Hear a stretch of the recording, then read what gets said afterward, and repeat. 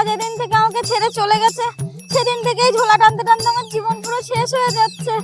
উফ, আরে ওটা ভোলা না?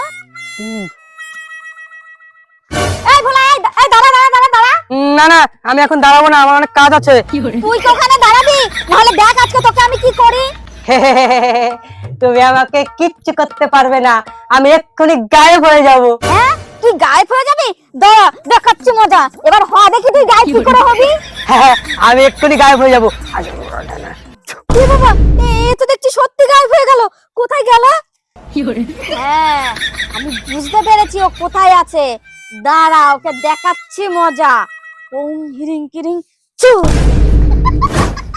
বাবা রে বাবা, খুব জোর বাচ্চা বেঁচে গেলাম। এবার আমি এখান থেকে টুকুস করে বাড়ি চলে যাই।